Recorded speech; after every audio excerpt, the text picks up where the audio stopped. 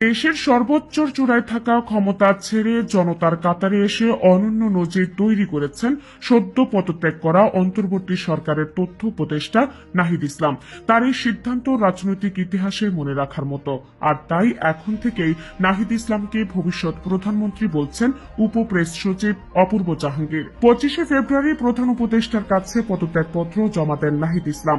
পদত্যাগপত্র জমা দেওয়ার পর ফেসবুকে নাহিদ ইসলামকে নিয়ে এমন পোস্ট দেন অপূর্ব জাহাঙ্গীর। পোস্টে তিনি লিখেন, একদিন তিনি প্রধানমন্ত্রী হবেন, আপনি বাজি ধরতে পারেন। পোস্টের সাথে নাহিদ ইসলাম এবং প্রধান উপদেষ্টা ডক্টর মোহাম্মদ ইউনূসের আলিঙ্গনের একটি ছবিও জুড়ে দিয়েছেন তিনি।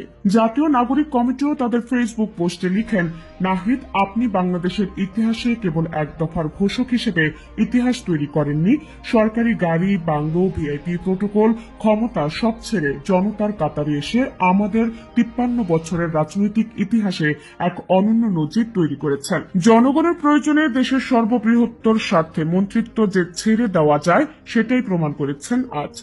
এর আগে প্রধান উপদেষ্টার বাসভবন যমুনার সামনে এক সংবাদ সম্মেলনে নাহিদ ইসলাম বলেন, আমি পদত্যাগপত্র জমা দিয়েছি, সব কমিটি থেকে ইস্তফা দিয়েছে।